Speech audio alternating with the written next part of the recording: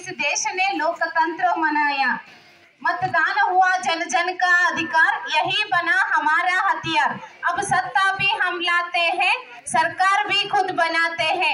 इस देश की शान तिरंगा, पावन यह यमुना गंगा। हाथ में लेकर तिरंगा प्यारा, जनगण मन हम गाएंगे।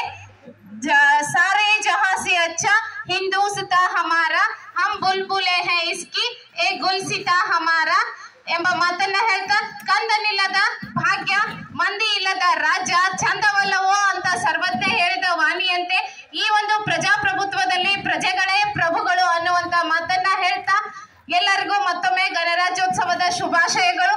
ಈಗ ನಾ ಮೊದಲೇ ಹೇಳಿದಂತೆ ಈ ನಮ್ಮ ಜಗತ್ತಿನ ಎಲ್ಲಾ ದೇವರಿಗೆ ನಾವ್ ಏನ್ ಮಾಡ್ತೀವಿ ಅಂದ್ರೆ ತಲೆ ತಗ್ಗಿಸಿ ಕೈಯನ್ನ ಮುಗಿತೀವಿ, ಆದ್ರೆ ಈ ಧ್ವಜ ದೇವತೆಗೆ ಮಾತ್ರ ನಾವೇನಪ್ಪಾ ಅಂದ್ರೆ ತಲೆ ಎತ್ತಿ ನಮಸ್ಕಾರ ಮಾಡ್ತೀವಿ. ಅದಕ್ಕೆ ಯಾಕಂದ್ರೆ ಈ ಧ್ವಜ ದೇವತೆ ಹೇಳೋದು ತನ್ನ ಭಕ್ತರು ಯಾರು ತಲೆ ತಗ್ಗಿಸಬಾರ್ದು ಅಂತ. ಈಗ ಧ್ವಜಾರೋಹಣವನ್ನ ನೆರವೇರಿಸಿಕೊಟ್ಟಂತ ಎಲ್ಲರಿಗೂ ಧನ್ಯವಾದಗಳನ್ನ ಹೇಳ್ತಾ ಈಗ ಮುಂದಿನ ಕಾರ್ಯಕ್ರಮವನ್ನ ಸರ್ ಅವರು ನಡೆಸಿಕೊಡ್ಬೇಕೆಂದು ಅವರನ್ನ ವಿನಂತಿಸಿಕೊಳ್ತೇನೆ.